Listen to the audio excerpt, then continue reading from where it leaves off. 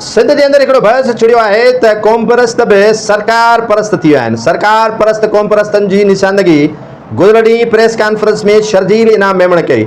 शर्जील इनाम मेमण रियाज़ चांडियो साहब जो जेको जिस्म जो सरबराह है ऐं डॉक्टर नियाज़ कालाणी जेको बशीर खान कुरैशी GS सिंध जो सरबराह है उन जा नाला कया त असां उन्हनि ॿिन्ही सां राब्तो करे चयो त तव्हां इरफान लगारी जे ख़ानदान सां ॻाल्हायो ऐं लाश जे तदफीन बाबति फ़ैसिलो कयो वञे।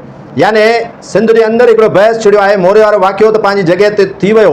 मोरे के वाक़े ते अॼु DIG इरफान बलोच सरबराही में IG एक कमेटी जोड़ी है जैमें अमजद शेख साहब SSP ऐं उन सां गॾु शबीर सेठार साहब के उन कमेटी के मेंबर तौर ते शामिल किया विया है।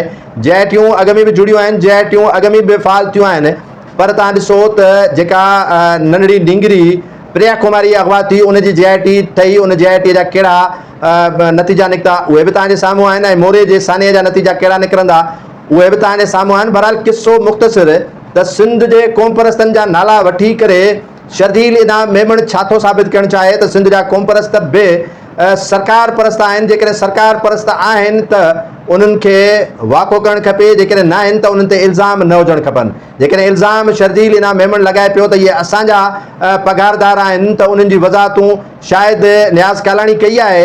अञा ताईं रियाज़ चांडिया साहब जो मौक़िफ़ साम्हूं न आयो।